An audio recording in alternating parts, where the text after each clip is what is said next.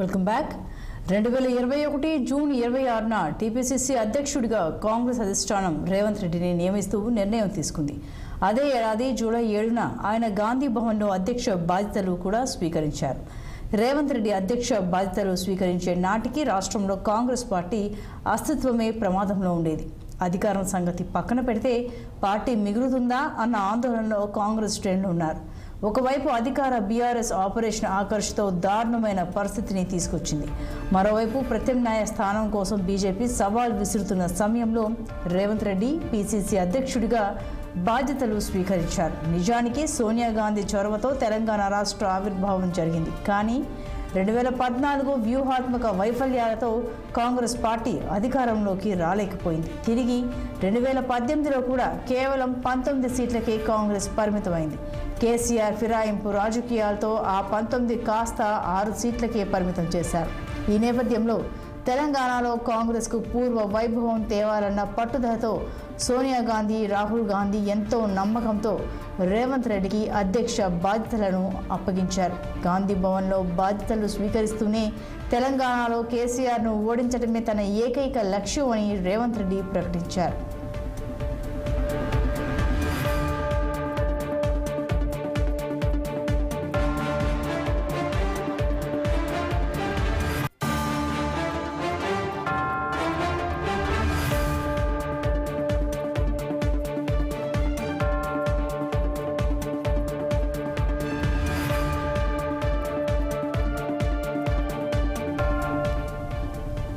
ఈ ప్రస్థానంలో ఎన్నో ఒడిదుడుకులు, ప్రభుత్వ వేధింపులు, కేసులు, హౌస్ అరెస్టులు, నిర్బంధాలు, ఫోన్ ట్యాపింగ్లు వంటి ప్రతికూల పరిస్థితులు ఎదురయ్యాయి.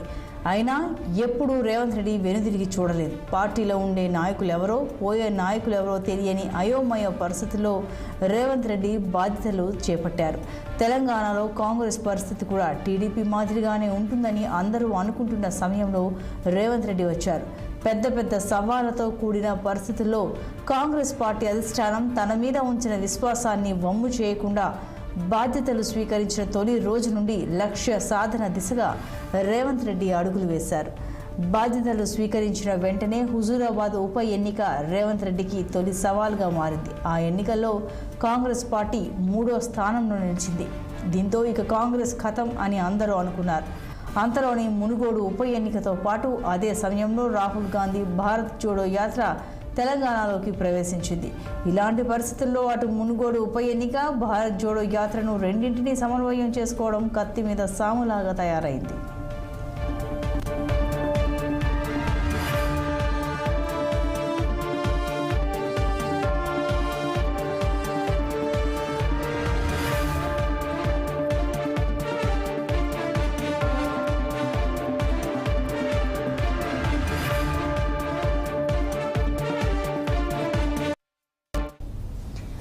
ఈ నేపథ్యంలో కాంగ్రెస్ పార్టీ నిర్మాణం కోసం డిజిటల్ మెంబర్షిప్ కార్యక్రమాన్ని చేపట్టారు. ప్రజా సమస్యలపై పోరాటం చేసి వారికి దగ్గర కావాలనే ఉద్దేశంతో దళిత గిరిజన దండోరా, నిరుద్యోగ గర్జన, రైతు సంఘర్షణ సభ వంటి ఎన్నో కార్యక్రమాలను చేపట్టారు.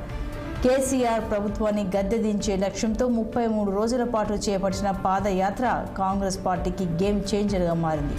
ఉత్తర తెలంగాణలో జిల్లాల్లో బలమైన బీజేపీని వెనక్కి నెట్టి కాంగ్రెస్ పార్టీ బలీయమైన శక్తిగా ఎదగడంలో ఈ యాత్ర ఎంతో దోహదపడింది.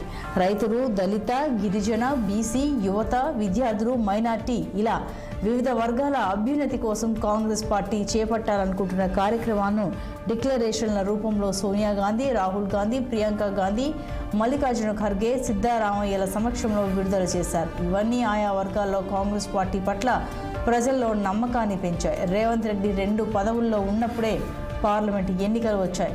ఆ ఎన్నికల్లో బీఆర్ఎస్ పార్టీకి ఒక్క సీటు రాకుండా చూస్తామనే మాటను రేవంత్ రెడ్డి నిలబెట్టుకున్నారు.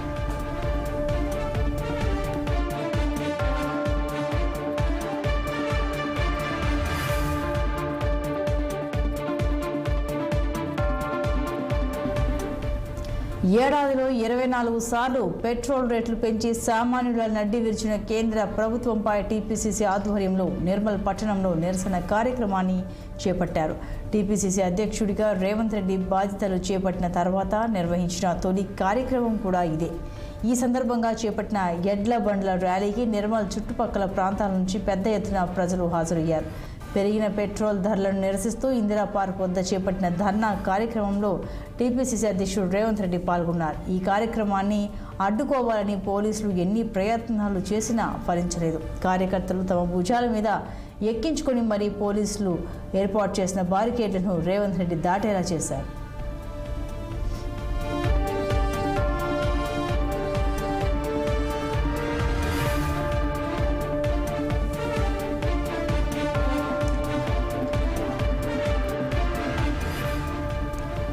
పోరాడి తెచ్చుకున్న తెలంగాణలో దళితులకు, గిరిజనులకు జరుగుతున్న అన్యాయాలపై దళిత బంధు పేరుతో బీఆర్ఎస్ ప్రభుత్వం చేస్తున్న మోసాన్ని ఎండగట్టేందుకు రేవంత్ రెడ్డి ఆధ్వర్యంలో నిర్మల్ జిల్లా ఇంద్రవెల్లిలో, రంగారెడ్డి జిల్లాలో దళిత, గిరిజన దండోరా కార్యక్రమాలను చేపట్టారు. దీనికి ఫలితంగా దళితులు, గిరిజనులు, ఆదివాసీల్లో కాంగ్రెస్ పట్ల ఆదరణ మరింత పెరిగింది. దళిత, గిరిజన దండోరా ద్వారా పార్టీకి లభించిన ఆదరణను మరింత ఎత్తుకు తీసుకువెళ్లేందుకు రాష్ట్రంలోని దళితులు, గిరిజనులందరికీ దళిత బంధు పథకాన్ని అమలు చేయాలని కోరుతూ ముఖ్యమంత్రి కేసీఆర్ దత్తత తీసుకున్న మేడ్చల్ జిల్లా 3 చింతలపల్లి గ్రామంలో 48 గంటల పాటు దళిత, గిరిజన ఆత్మగౌరవ దీక్ష చేపట్టారు. పోలీసులు ఎన్ని ఆంక్షలు విధించినా దాదాపు 1,00,000 మంది ప్రజలు ఈ సభకు హాజరయ్యారు.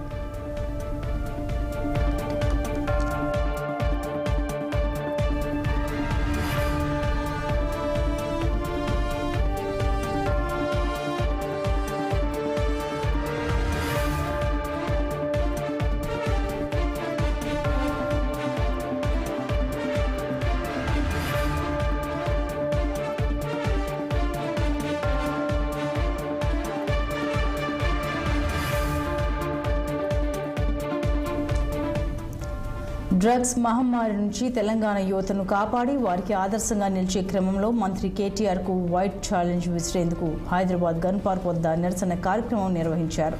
తద్వారా రాష్ట్రంలో జరుగుతున్న డ్రగ్స్ దందాపై బీఆర్ఎస్ ప్రభుత్వం ఉదాసీనంగా వ్యవహరిస్తున్న తీరు జాతీయ స్థాయిలో చర్చనీయాంశమైంది.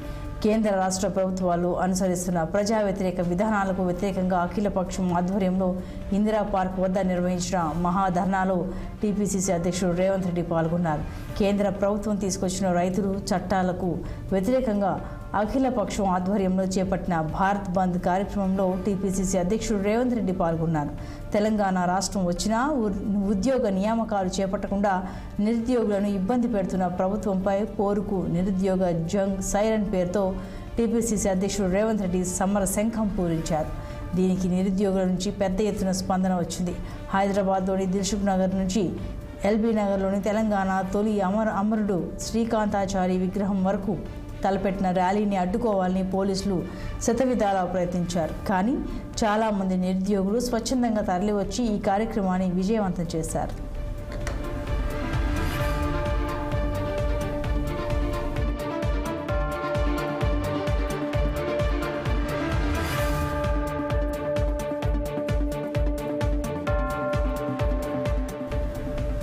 రైతు చట్టాలకు వ్యతిరేకంగా శాంతియుతంగా నిరసన తెలుపుతున్న రైతులపైకి వాహనాలను నడిపి వారి మరణానికి కారణమైన కేంద్ర మంత్రి అజయ్ మిశ్రాను బర్తరఫ్ చేయాలని కోరుతూ టీపీసీసీ అధ్యక్షుడు రేవంత్ రెడ్డి ఆధ్వర్యంలో పివి నరసింహారావు మార్గ్లోని పీపుల్స్ ప్లాజా నుంచి ఇందిరాగాంధీ విగ్రహం వరకు క్యాండిల్ ర్యాలీ నిర్వహించారు. అంతేకాకుండా ఉత్తరప్రదేశ్లోని లఖింపూర్ ఘటనకు నిరసనగా టీపీసీసీ ఆధ్వర్యంలో మౌన దీక్ష చేపట్టారు. ధాన్యం కొనుగోలుపై కేంద్ర రాష్ట్ర ప్రభుత్వాల వైఖరిని నిరసిస్తూ టీపీసీసీ అధ్యక్షుడు రేవంత్ ఆధ్వర్యంలో కాంగ్రెస్ పార్టీ కర్షకుడా కదలిరా, ధాన్యం కొనే వరకు ఉద్యమిద్దాం అనే నినాదంతో నగరంలో నిరసన కార్యక్రమం చేపట్టింది. ఈ మేరకు నాంపల్లి పబ్లిక్ గార్డెన్ నుంచి బషీర్బాగ్ చౌరస్తాలోని వ్యవసాయ శాఖ కమిషనరేట్ వరకు భారీ ర్యాలీ చేపట్టారు. జిల్లాలు, నగరం నలుమూలల నుంచి వచ్చిన నాయకులు, కార్యకర్తలు ప్లకార్డులు పట్టుకుని బీజేపీ, బీఆర్ఎస్ ప్రభుత్వాలకు వ్యతిరేకంగా నినాదాలు చేపట్టారు. రైతులు ధాన్యం అమ్ముకోవడంలో ఎదురవుతున్న ఇబ్బందులు, ప్రభుత్వం పెడుతున్న కష్టాలను స్వయంగా తెలుసుకోవడానికి రేవంత్ రెడ్డి కల్లాల్లోకి కాంగ్రెస్ అనే పేరుతో కార్యక్రమాన్ని చేపట్టారు. ఇందులో భాగంగా కామారెడ్డి జిల్లా బిక్కనూరు, కామారెడ్డి, మాచారెడ్డి, తాడువాయి మండలాల్లో పర్యటించి రైతుల కష్టాలను తెలుసుకున్నారు.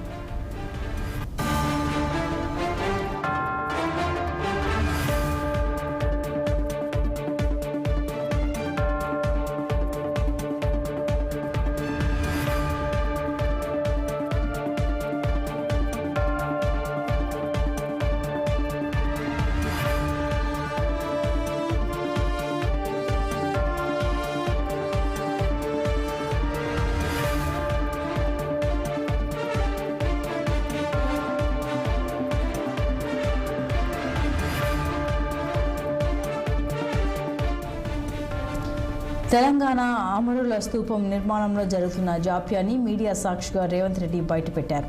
తెలంగాణ అమరుల స్తూపం నిర్మాణాన్ని జాప్యం చేస్తూ మొండి గోడలతో నిలబెట్టిన కేసీఆర్ను ఆయన కుటుంబాన్ని వెలివేయాలని పిలుపునిచ్చారు.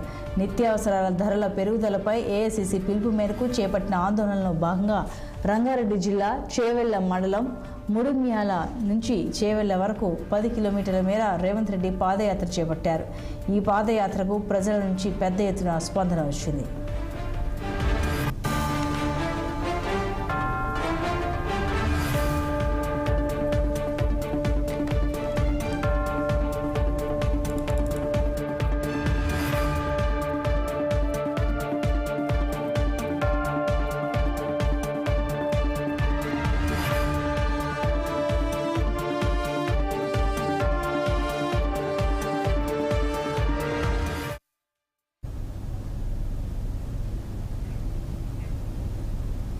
బీఆర్ఎస్